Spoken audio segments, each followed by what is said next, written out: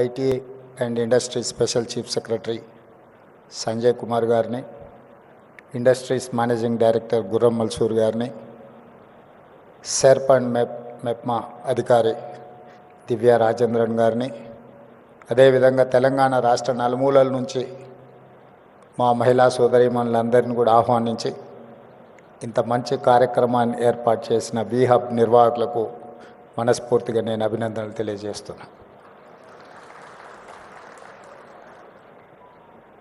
మహిళా శక్తి, ఇందిరా మహిళా శక్తి 1967లో India China యుద్ధం జరిగినప్పుడు మహిళా శక్తిని ప్రపంచానికి శ్రీమతి ఇందిరాగాంధీ గారు చూపించారు.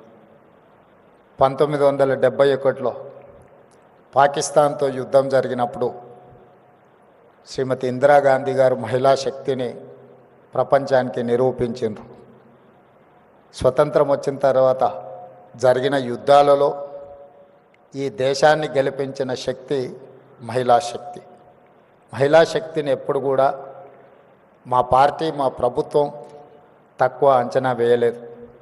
సుదీర్ఘమైన కాంగ్రెస్ పార్టీ అధ్యక్షురాలుగా శ్రీమతి సోనియా గాంధీ గారు బాధ్యత నెరవేర్చి 10 సంవత్సరాలు యూపీఏ 1, యూపీఏ 2 ప్రభుత్వాలను తీసుకురావడమే కాకుండా right to education act, right to information act, food security act ఇలాంటి అత్యంత పారదర్శకమైన చట్టాలను శ్రీమతి సోనియా గాంధీ గారు తీసుకొచ్చి మహిళల యొక్క శక్తిని నిరూపించి మహిళలే ఈ దేశానికి ఆదర్శం, మహిళా శక్తి అండగా నిలబడితే ఈ దేశం అభివృద్ధి పదం వైపు నడుస్తుంది అని చెప్పి నిరూపించిన పార్టీ ప్రభుత్వం కాంగ్రెస్ పార్టీ, మా ప్రభుత్వం.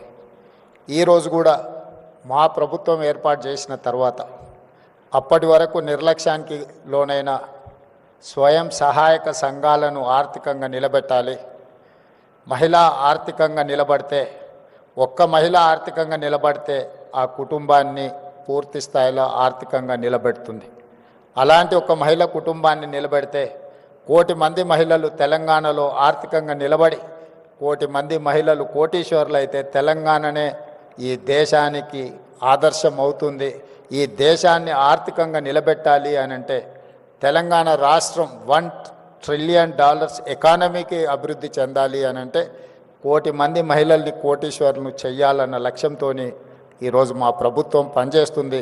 అందులో భాగంగానే ఈరోజు ఇంతమంది మహిళల్ని ఇక్కడికి పిలిపించి ఇక్కడ ఇంత మంచి కార్యక్రమాన్ని ఏర్పాటు చేసి ప్రోత్సహించే పనిచేస్తున్నాం. మీ అందరికీ తెలిసి ఇక్కడికి వచ్చిన మహిళలు గతంలో మీరందరూ పండుగకు అమ్మగారింటికి వెళ్ళాలన్నా, ఇంకేదైనా కార్యక్రమాలకు అమ్మవారిని దర్శించుకోవాలంటే ఇంట్లో బస్ ఛార్జీలు అడగాలి. ఇంటైన లేదు అని అంటే మీరు వెళ్ళే పరిస్థితి లేదు. కానీ ఈరోజు తెలంగాణ రాష్ట్రంలో మన ప్రభుత్వం వచ్చిన తర్వాత మహాలక్ష్మి కార్యక్రమం ద్వారా ఈ రాష్ట్రంలో మహిళలు ఎక్కడికి వెళ్ళాలన్నా, అమ్మవారిని దర్శించుకోవాలన్నా, అమ్మగారింటికి వెళ్ళాలన్నా ఆర్టీసీలో మీరు ఎక్కడ చేయి చూపించినా అక్కడ ఆపి మీరు కావాల్సిన దగ్గర దిగడానికి ఆర్టీసీలో ఉచిత ప్రయాణం మా మహిళా సోదరిమణులకు అందించిన ప్రభుత్వం మన ప్రభుత్వం. మహిళలకు ఒక ప్రత్యేక నజరాన శ్రీమతి సోనియా గాంధీ గారు ఇచ్చారు. దాదాపుగా ఇప్పటికీ 16-17 నెలల్లో 5,200 కోట్ల రూపాయలు ఈరోజు ఆర్టీసీకి రాష్ట్ర ప్రభుత్వం చెల్లించడం జరిగింది. మా మహిళలు ఆర్టీసీ ఉచిత బస్సు ప్రయాణం వినియోగించుకోవడం వల్ల ఆడబిడ్డలకు ఒక్కొక్కరికి దాదాపుగా నెలకు 5,000 రూపాయల ఆదాయం మిగలడమే కాకుండా ఆర్టీసీ కూడా ఈరోజు లాభాల బాటల్లో నడుస్తుంది. గతంలో ఆర్టీసీ నష్టపోయి ఆర్టీసీని ప్రైవేటైజ్ చేస్తారన్నంత ప్రమాదానికి దారితీసింది. ఆనాడు జీత భత్యాల కోసం వాళ్ళు నిరసన తెలిపి బంధులు పాటిస్తే దాదాపుగా 50 మంది కార్మికులు చనిపోవడం జరిగింది. అలాంటి ఆర్టీసీలో 50,000 మంది కార్మికులు ఉన్నారు. ఇవాళ 50,000 మంది కార్మికులు ఆర్టీసీ లాభాల బాటలో నడవడం వల్ల ఆ కుటుంబాలన్నీ కూడా బాగుపడ్డాయి అని అంటే మా ఆడబిడ్డలకి ఈరోజు తెలంగాణ రాష్ట్ర ప్రభుత్వం మహాలక్ష్మి పథకం ద్వారా మీకు ఆర్టీసీలో ఉచిత బస్సు ప్రయాణం అందించడమే ఈరోజు ఆర్టీసీ లాభాల బాటల్లో నడుస్తుంది. ఇదే కాదు, ఈరోజు ఆడబిడ్డలకు 500 రూపాయలకు సిలిండర్ అందించిన ఈరోజు గ్రామీణ ప్రాంతాలలో ముఖ్యంగా తండాలలో గూడాలలో ఉన్న ప్రభుత్వ పాఠశాలలు అమ్మ ఆదర్శ పాఠశాల పేరు మీద పాఠశాల నిర్వహణ పెత్తనం అంతా కూడా ఈ అమ్మల చేతుల్లో పెట్టాం. ఎందుకంటే గ్రామీణ ప్రాంతాలలో చదువుకుంటున్న పిల్లలు వాళ్ళ పిల్లలే. మరి వాళ్ళ పిల్లలు స్వయంగా చదువుకుంటున్న పాఠశాలల నిర్వహణ ఆడబిడ్డల చేతుల్లో ఉంటే బాగుంటుంది అనే ఆలోచనతోటి అప్పటి వరకు ప్రైవేట్ వ్యక్తుల చేతుల్లో ఉన్న ఈ పాఠశాలల్ని ఈరోజు అమ్మ ఆదర్శ పాఠశాల పేరు మీద ఆడబిడ్డలకి అందుబాటులోకి తెచ్చినాం. ఇదే కాదు, ఈరోజు దాదాపుగా 1,30,00,000 డ్రెస్సులు ప్రభుత్వ పాఠశాలల్లో చదువుకుంటున్న విద్యార్థులకు కుట్టించే బాధ్యత. గతంలో ఇవన్నీ కార్పొరేట్ కంపెనీలకు ఇచ్చేది.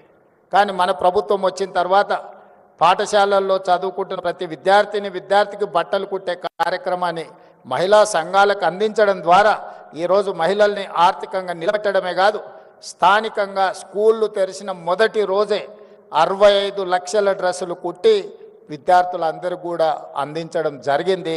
గతంలో ఎప్పుడు కూడా అక్టోబర్ నవంబర్ వస్తే కానీ వాళ్ళకి బట్టలు ఇచ్చేవాళ్ళం కాదు. కానీ మహిళలకు ఆ బాధ్యత అప్పచెప్తే ఈరోజు సరైన సమయంలో మహిళలు ఈరోజు ఆ పాఠశాలలు ఉండే విద్యార్థులకు బట్టలు స్టిచ్చింగ్ చేసి ఇస్తున్నారు. అదేవిధంగా ఈరోజు పాఠశాలల్లో పెట్టే మధ్యాహ్న భోజన పథకం కావచ్చు, రెసిడెన్షియల్ అండ్ వెల్ఫేర్ స్కూల్స్లో ఎస్సీ ఎస్టీ బీసీ మైనారిటీ, అదేవిధంగా కస్తూర్బా పాఠశాలలో కూడా నిన్నమన్ననే నేను సమీక్ష చేసి అధికారులకు ఆదేశాలు ఇచ్చిన. ప్రైవేట్లో కొనుగోలు చేస్తున్న కూరగాయలు కావచ్చు, పాలు కావచ్చు, ఇతర నిత్యావసర వస్తువులు అన్నిటిని కూడా మహిళా సంఘాల నుంచే కొనాలి, మహిళా సంఘాలను వ్యాపారంలో ప్రోత్సహించాలన్న ఆలోచనతోటి ఈరోజు మహిళలకే అందించడం జరిగింది. ఇంతకుముందు దివ్య రాజేంద్రన్ గారు చెప్పినట్టు పెట్రోల్ వ్యాపారము అని అంటే పెట్రోల్ బంకులు అంటే రిలయన్స్ గుర్తొస్తుంది, సోలార్ పవర్ అంటే అంబానీ గుర్తొస్తాడు. అదానీ అంబానీలు పెట్రోలియం బిజినెస్కు సోలార్ పవర్ బిజినెస్కి మారు పేరైతే ఈరోజు మా ఆడపడుచులకు మీకు పెట్రోల్ బంకులు పెట్టుకునే అవకాశం ఇచ్చే నారాయణపేటలో నూతనంగా ఆడబిడ్డల చేత పెట్రోల్ బంకు నిర్వహించడానికి ఈరోజు మా ప్రభుత్వం అనుమతి ఇచ్చి మిమ్మల్ని ప్రోత్సహించింది. అదేవిధంగా అదానీ చేతుల్లో ఉండే సోలార్ పవర్ ఈరోజు 1000 మెగావాట్ల సోలార్ పవర్ ఉత్పత్తి చేసే ఒప్పందాలని రాష్ట్ర విద్యుత్ శాఖ ద్వారా మహిళా సంఘాలకు ఈరోజు ఒప్పందాలు చేయించి సోలార్ పవర్ ఉత్పత్తి చేసే వ్యాపారాన్ని ఈరోజు ఆడపడుచులకు అందించడం జరిగింది. ఈరోజు అదానీలతో అంబానీలతో పెట్రోల్ బంకుల వ్యాపారం నుంచి మొదలు పెడితే సోలార్ పవర్ జనరేట్ చేసే వ్యాపారాల వరకు ఈరోజు ఆడబిడ్డల చేతుల్లో పెట్టినాం. ఇదే కాదు, ఈరోజు హైటెక్ సిటీ లేకపోతే రాయదుర్గం ప్రాంతం వెళ్తే విప్రో, ఇన్ఫోసిస్, మైక్రోసాఫ్ట్ లేదా మల్టీనేషనల్ కార్పొరేట్ కంపెనీల ఆఫీసులు సంస్థలు ఉన్నాయి. అక్కడ వ్యాపారం చేయాలన్నా చిన్న కొట్టు పెట్టుకోవాలంటే కూడా కోట్ల రూపాయలు కావాలి. అలాంటి హైటెక్ సిటీ పక్కనే 3.5 ఎకరాల స్థలాన్ని ఈరోజు మహిళా సంఘాలకు ఇచ్చి వాళ్ళు ఉత్పత్తి చేసే వస్తువులను అక్కడ మార్కెట్ చేసుకోవడానికి 106 స్టాల్స్ను పెట్టి 3.5 ఎకర్స్ 100 కోట్ల రూపాయలు ఉన్న భూమిని ఈరోజు మహిళా సంఘాలకు ఇందిరా మహిళా శక్తికి ఈరోజు మనం కేటాయించడం జరిగింది. మీరు గర్వంగా మీ ఆఫీస్ అడ్రస్ ఎక్కడా లేకపోతే మీ కార్పొరేట్ ఆఫీస్ ఎక్కడా అని అంటే హైటెక్ సిటీ అని విప్రో, ఇన్ఫోసిస్, మైక్రోసాఫ్ట్ ఎట్లా చెప్పుకుంటుందో మా ఆడబిడ్డలు కూడా మాకు కూడా అక్కడనే ఆఫీస్ ఉంది, మీ ఆఫీసు ఎకరంలోనే ఉంటే మా ఆఫీసు 3.5 ఎకరాలలో ఉందని మీరు మహిళలు గొప్పగా చెప్పుకునేటట్టు ఈరోజు మహిళల ఆత్మగౌరవాన్ని పెంచాలి అని హైటెక్ సిటీలో 3.5 ఎకరాల స్థలం ఇవ్వడమే కాకుండా అద్భుతమైన ఈరోజు మీకు అక్కడ మీ వస్తువులను ప్రదర్శించడానికి అవకాశం ఇచ్చినాం. మొన్న జరిగిన భారత్ సమ్మిట్లో ప్రపంచ దేశాల నుంచి వ్యాపార దిగ్గజాలు ఎంతోమంది వస్తే కూడా మీ దగ్గరకు వచ్చి చూసి వెళ్ళినారు. ఇప్పుడు హైదరాబాదు నగరంలో జరుగుతున్న ప్రపంచ మిస్ వరల్డ్ కాంపిటీషన్స్లో ఉండేవాళ్ళు కూడా నాకు తెలిసి 21 తారీఖు రోజు మీ దగ్గరికి ఇందిరా మహిళా శక్తి స్టాల్స్ చూడడానికి, ప్రపంచంలో ఉండే వాళ్ళందరూ మీ స్టాల్స్ చూడడానికి 21 తారీఖు రాబోతున్నారు. ఈ రకంగా అది పెట్రోలియం బిజినెస్ కావచ్చు, సోలార్ పవర్ బిజినెస్ కావచ్చు, లేకపోతే కార్పొరేట్ స్కూల్స్ నడిపినట్టుగా గవర్నమెంట్ స్కూల్స్ నడిపే విషయంలో కావచ్చు, ప్రతి దగ్గర ఈరోజు ఆడబిడ్డల్ని ప్రోత్సహించాలి, ఆడబిడ్డల్ని ఆర్థికంగా నిలబెట్టాలి. ఆడబిడ్డలు ఆర్థికంగా నిలబడ్డప్పుడే రాష్ట్ర ప్రభుత్వం యొక్క ఆర్థిక పురోగతి ముందుకు వెళ్తుందని సంపూర్ణంగా మా ప్రభుత్వం విశ్వసిస్తున్నది. అందుకే వీహబ్కి సీతన్ సీఈఓగా నియమించిన తర్వాత తీసుకుంటున్న కార్యక్రమాలను కూడా రాష్ట్ర ప్రభుత్వం సంపూర్ణంగా ప్రోత్సహిస్తుంది. ఈరోజు ఇక్కడికి వచ్చిన మహిళలందరికీ నా సూచన ఒకటే, సర్ప్ కావచ్చు, మెప్మా కావచ్చు, 67 లక్షల మంది సభ్యులు ఉన్నారు. ఈ 67 లక్షల మంది సభ్యులను 1 కోటి మందిగా మార్చాల్సిందిగా సంఘాలలో సభ్యులుగా చేయాల్సిన బాధ్యత మీదే. ఆ 1 కోటి మంది మహిళలు అనుకుంటే ఈ రాష్ట్రంలో ఏ ప్రభుత్వాన్నైనా గద్దెనెక్కించగలరు, ఏ ప్రభుత్వాన్నైనా గద్దె దించగలరు. మొన్న తెలంగాణ రాష్ట్ర ముఖ్యమంత్రిగా నేను బాధ్యత చేపట్టిన అంటే 92 లక్షల ఓట్లు వచ్చినాయి. మరి 1 కోటి మంది మహిళలు 1 కోటి ఓట్లు మీరు ఎక్కడ ఓటు వేస్తే అక్కడ, వీళ్ళెవ్వరు ఓటు వేసినా వేయకపోయినా మీ 1 కోటి మంది మహిళలు అనుకుంటే ఈ రాష్ట్రంలో ప్రభుత్వాన్ని ఆదేశించగలరు, నిర్దేశించగలరు, ఈ రాష్ట్రంలో ప్రభుత్వాన్ని గెలిపించగలరు. అంత గొప్ప మహిళా శక్తి ఉన్న మహిళల్ని ప్రోత్సహించడం మా ప్రభుత్వం యొక్క లక్ష్యం. మీ సోదరుడిగా, మీ రేవంత్ అన్నగా మీకు అండగా నిలబడతా. ఆర్థికంగా మీరు ఎదగండి. మీకు కావాల్సిన ప్రోత్సాహకాలు ఇచ్చే బాధ్యత నాది. పెద్ద పెద్ద కార్పొరేట్ కంపెనీలకు ఇస్తే వాళ్ళు తీసుకొని దేశాలు ఇచ్చి ఇతర దేశాలు పారిపోతున్నారు. వందల వేల కోట్ల రూపాయలు ఈ దేశంలో గత 10 సంవత్సరాలలో 16 లక్షల కోట్ల రూపాయలు కార్పొరేట్ కంపెనీలకు అప్పిస్తే బ్యాంకులకు ఎగవేసి దేశాలు ఇడిచిపెట్టి పారిపోయినారు. కేంద్ర ప్రభుత్వం 16 లక్షల కోట్ల రూపాయలు వాళ్ళకి ఇచ్చిన పన్నులు రద్దు చేశారు. కానీ మా ఆడబిడ్డలకు పోయిన సంవత్సరం 15,000 కోట్లు సర్పులు ఇచ్చినారు. మెప్మాలో నాకు తెలిసి 6,000 కోట్లు ఇచ్చినాం. పోయిన సంవత్సరం 21,000 కోట్లు ఆడబిడ్డలకు అప్పిస్తే 1 రూపాయి కూడా ఏ బ్యాంకుకి ఎగవేయకుంటే ఈ ప్రపంచంలో కడుతున్న వాళ్ళు, చెల్లిస్తున్న వాళ్ళు, మిత్తితో సహా చెల్లిస్తున్న వాళ్ళు ఎవరైనా ఉన్నారు అని అంటే మా ఆడపడుచులు. ఆర్థిక క్రమశిక్షణ ఆడబిడ్డలను చూసి నేర్చుకోవచ్చు. అందుకే ఈ సంవత్సరం కూడా వాళ్ళని ప్రోత్సహించాలని ఇంతకుముందు దివ్య గారు చెప్పినట్టు 15,000 టార్గెట్ పెట్టుకుంటే 20,000 కోట్లకు రీచ్ అయిందంటే ఈరోజు బ్యాంకులకు మీ పట్ల ఒక విశ్వాసం, నమ్మకం ఉంది. మీకు ఇచ్చే ప్రతి రూపాయి వడ్డీతో సహా సరైన సమయంలో మీరు చెల్లిస్తారని. మీరు ఆర్థిక క్రమశిక్షణతో ముందుకు వెళ్తున్నారు కాబట్టి మీరు ఆర్థికంగా అభివృద్ధి చెందడానికి అవకాశం ఉంది. అందుకే ఈనాడు రాష్ట్ర ప్రభుత్వం తరఫున మీ సోదరుడిగా నేను మీకు మాట ఇస్తున్నా. మీరు బలంగా నిలబడండి. ఈరోజు 10,000 మెగావాట్లు సోలార్ పవర్ అవసరం ఉన్నది మనకు. 1000 మెగావాట్లు కాదు, ఈ 1000 మెగావాట్లను మీరు సరైన విధంగా మీరు నిర్వహించండి. అవసరమైతే ఇంకొక 1000 మెగావాట్లను ఈరోజు మీకు కేటాయించడానికి రాష్ట్ర ప్రభుత్వం సిద్ధంగా ఉన్నది. అదేవిధంగా ఆర్టీసీలో 10,000 బస్సులు ఉంటే దాదాపుగా 5,000 బస్సులు ప్రైవేట్ నుంచి మనం ఈరోజు ఎంగేజ్ చేస్తున్నాం. అందులో 1000 బస్సులు మీకు ఇవ్వాలనుకున్నాం. 600 బస్సులకు మీరు ఇప్పుడు ప్రణాళికలు చేసుకున్నారు. 150 బస్సులను పోయిన నెలనే నేను పరేడ్ గ్రౌండ్ దగ్గర ప్రారంభించడం జరిగింది. మీరు ఈ 600 బస్సులను తక్షణమే తెచ్చుకొని ఆర్టీసీకి ఎంగేజ్ చేయండి. ఇంకా భవిష్యత్తులో మీకు అదనంగా కూడా మీకు బిజినెస్ వ్యాపారం ఇచ్చి మిమ్మల్ని ప్రోత్సహించడానికి ప్రభుత్వం సిద్ధంగా ఉంది. మీరు తయారు చేసే వస్తువులను కూడా ప్రభుత్వం గతంలో ఎవరైనా మన దగ్గరికి గెస్టులు వచ్చినా లేకపోతే మనం ఎక్కడికైనా వెళ్ళినప్పుడు ప్రభుత్వం కార్పొరేట్ కంపెనీల నుంచి గిఫ్ట్ ప్యాకులు కొనుక్కొని ఇచ్చేవాళ్ళు. కానీ ఈసారి మొత్తం కంప్లీట్గా మహిళా సంఘాలు తయారు చేసే ఉత్పత్తులనే, హ్యాండ్లూమ్నే ఈరోజు మనం వచ్చే గెస్టులకు గిఫ్టులుగా మనం ఇస్తున్నాం. మేము ప్రధానమంత్రిని కలిసినా కూడా మీ వస్తువులే తీసుకెళ్ళి నేను ఇస్తున్నా. ఏ దేశం నుంచి ఏ దిగ్గజ వ్యాపారస్తుడు ఇక్కడికి వచ్చినా మీరు ఉత్పత్తి చేసిన వస్తువులనే వాళ్ళకు బహుమతిగా మనం ఇస్తున్నాం. ప్రత్యక్షంగా మా ఆడబిడ్డల్ని ప్రోత్సహించాలనేదే మా ప్రభుత్వం యొక్క ఆలోచన విధానం. అందుకే ఈరోజు సర్పు వేరే, మెప్మా వేరే ఉంటే రెండింటిని కలిపి మెర్జ్ చేసినాం. ఈరోజు అర్బన్ ప్రాంతాలు అంటే పట్టణ ప్రాంతాలలో చాలామంది మహిళలు మహిళా సంఘాలలో చేరకుంటూ ఉన్నారు. నేను అధికారులకి వేదిక మీద నుంచి ఆదేశాలు ఇస్తున్నా. గ్రామీణ ప్రాంతాలలో చాలా వరకు మహిళలు సంఘాలలో చేరి సంఘం యొక్క అవకాశాలను వినియోగించుకుంటున్నారు. కానీ పట్టణ ప్రాంతాలలో ఇంకా మహిళలు ఈ సంఘాలలో చేరడం లేదు.